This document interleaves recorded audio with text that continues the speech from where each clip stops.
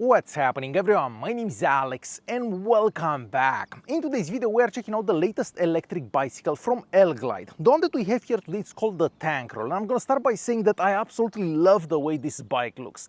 Anywhere you take this bike, people just turn their heads and look at you because the bike does look very unique. Of course, that has a lot to do with the massive wheels that we have on the back and of course on the front. So these are 26-inch wheels, and we also get 4-inch wide tires. So that's why you get this unique look, I'm gonna say, because of the massive tires. So this bike is powered by a 700-watt motor that's in the rear wheel here. And according to the manufacturer, on one charge you can get up to 70 kilometers of range. But we'll talk more about that later on in the video. Okay, so let's start a bit of an unboxing just so I can show you how the bike comes in the box and what you have to do so you can get this on the road. Alright, so as you'd expect, the bike comes in a pretty massive box, obviously, because the bike itself is pretty big and the box is also pretty heavy. The bike itself weighs 38 kilos. So yes, this is a heavy bike, so you're not going to be able to carry this bike around. So you do have to do a bit of an installation when you first take the bike out of the box. So you basically have to put the front wheel together and the handlebar. I'm gonna say that putting this together takes about 25 minutes, so about 25 minutes and then you can be ready and out on the road. Alright, so taking a look at the bike. Well, first of all, the frame on this one is a bit different than other similar bikes that I got to try in the past. So bikes that have these fat tires, as they are called. So I kind of love the way the battery pack is in the frame here because it doesn't stick out and the bike looks a bit sleeker. Since this is also on an angle here, it is a bit easier to go on the bike, because with other bikes the frame kind of goes at this level, but with this one you can easily climb on top of it. So I like that about this particular bike. The battery pack also has a lock right here. So you can take that out and you can also lock it and unlock it. Unfortunately, that lock doesn't have anything to do with the ignition, so you can just power this on from this button here. All right, so on the back here we have a mud guard. This is made out of plastic. I'm glad to say that it doesn't make any noise even if you go over uneven terrain, and the same goes for the front mud guard. I also forgot to mention that you have to install this when you take the bike out of the box, but this one doesn't make any noise either. There is also a front suspension that gets about 2.5 inches of travel. Now, this is not the most travel that I've seen on a bike, but this will definitely help when you go over bumps and stuff like that. Now, because we do have these massive tires on the front and on the back there, this will also soak up a lot of the bumps in the roads. So the suspension is there, it will definitely help, but the tires will take most of the bumps on the road and will keep the ride as comfortable as possible. Talking about comforts, so the seat here doesn't have that much padding. I have to say that I'm not a fan of this seat. Of course, you can move this up and down, but after you ride for about half an hour on it, because it is fairly hard, you do get a bit uncomfortable. Since we are talking about comfort, whenever you are riding this bicycle, you're gonna notice that the riding position is not totally straight. So you do have to kind of lean on the handlebar here for a bit. So after a longer period of riding, you will feel some pressure in your arms. So I wish the handlebar would have been slightly higher. I think this would have been the perfect riding position. But like this, you do have to kind of lean on the handlebar here, and it can become uncomfortable depending on your body, of course, on your strength and so on. The bike has a 7-gear Shimano shifter system, and shifting in between gears is done flawlessly. I haven't really noticed any problems when shifting up or shifting down, so very smooth shifting.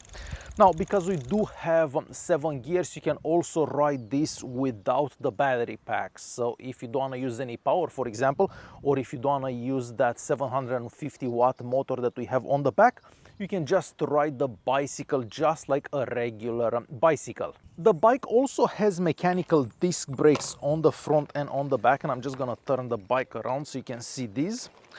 These are 160 millimeter disc brakes. Now the braking power on it is pretty good. I can't really say that it doesn't brake good, but I did notice that the brakes do squeak slightly here and there. Not all the time, but you will hear some brake squeak every so often. But overall the braking power from it is pretty good. The kickstand is made out of a combination of plastic and metal, and it is pretty sturdy. So whenever you have the bike on the kickstand, it doesn't seem to fall. Even if it's windy, it's quite secure on that kickstand. The pedals here are not foldable and they are made out of plastic. However, I do like the quality of the plastic that they used for the pedals. Moving on to the front of the bike, so here we have the headlight. The headlight is bright enough so you can ride at night, so it will light up the path ahead of you pretty well. But for daytime riding, well, it depends how bright it is outside. You may not necessarily see that very well. As for the back, well, we do not have a light on the back, and I find that a bit, well, sad, I'm gonna say, because I do like having a light on the back of the bike. I think it makes a difference when you're riding at night. So you may have to buy your own tail light if you do need a light for the rear. On the other side of the handlebar, when you first take the bike out of the box, you're gonna find a grip that's identical to the one on the left hand side, but you also get a couple of grips that you can replace. So you can replace the one on the right here with one that has a throttle. Now, depending where you're located, you may not be allowed to have a throttle on an electric bike. I changed mine so I can see how it works. So yes, if you don't want to pedal at all, you can basically accelerate from here. And lastly, in the center here we have the screen. The screen is visible even in direct sunlight, so you can ride the bike during the day in direct sunlight and you can still see the screen. Here the screen will show you how much battery you have, the speed that you're doing, the mode that you are in, and of course how many kilometers you've done. Moving on to power and range, well, I find the 750 watt motor that we have here to have plenty of power for any situation. So it doesn't matter if you're riding on a flat surface or if you're going uphill. Of course you're gonna have to lower the gears a bit if you're going uphill, but the bike has plenty of power. There was really no situation or no hill where I felt that I don't have enough power. So a lot of power from that motor that we have on the back. Now the manufacturer says that you can get up to 70 kilometers of range on one charge. Now of course that will be in ideal situations, ideal conditions, I'm gonna say. So in real life, and if you're heavier, if you ride up hills, you're probably gonna get somewhere around 30 kilometers on one charge. But as I said, that will depend on the terrain that you're riding, because if you're doing mostly flat surfaces, you're not that heavy, you don't go at the top speed, of course you're gonna get more like 50, maybe 60 kilometers. But if you ride more uphill and such, it will be around 30 kilometers. Alright, so next I'm gonna take you on a short ride. I wanna show you how the bike rides, how it sounds, how it climbs hills, and how it functions basically. So let me grab that camera and we'll go for a ride. Alright, so let me show you how this works quickly. So we have the power button right here. You hold this pressed for about 3 seconds and then the bike comes on. I'm not sure if you can actually see the screen on the camera. So from this button here, we're gonna switch modes. We're gonna go in mode number 3. So with this one, you can accelerate. You can start moving by moving the throttle here, or you can start pedaling. So let me first show you how this works. If you accelerate from the throttle here, and then it goes like this, or you can start pedaling and then the bike will give you power as soon as it figures out that you're pedaling. So let me show you how that works. So as soon as you start pedaling, you will hear the engine kicking in. So let me switch some gears so you can see how that works.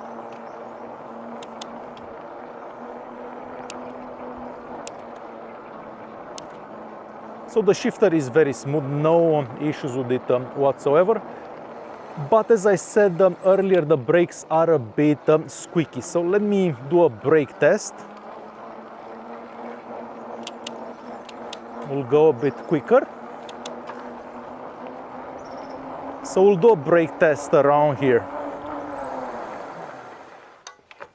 So decent braking, but I just don't like that squeakiness. All right, so next I want to take you uphill for a second. We'll turn somewhere around here.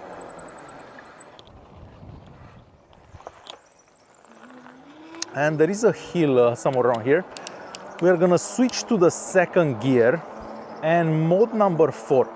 So to change modes is super simple. You accelerate, press the plus or the minus button. So our hill starts somewhere around here, if I remember right. So that's the hill. It is pretty steep, as you can see, but you will see that the bike does really well going uphill. So you don't really have to put that much effort into pedaling.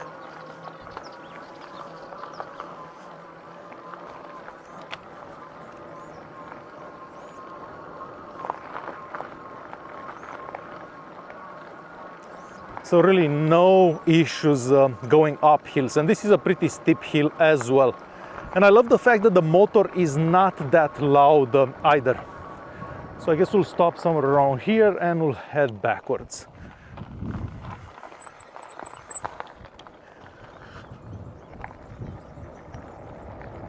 So yeah, the brakes are a bit on the squeaky side. But they do work good aside from the squeakiness. So there you have it. This was a super quick look at the Eleglide Tankroll, a bike that looks really good. It's also quite powerful. It's also very well built. I haven't noticed any squeaks, any creaks or anything like that. So I do love the build quality on this bike. My only complaint about this bike is the seat. I wish the seat would have been a bit more comfortable, but again, you can easily replace the seat. And if the handlebar here would have been adjustable in height, would have been ideal. So there you have it. This is the Eleglide Tankroll. Thanks for watching, and I'll see you guys in the next one.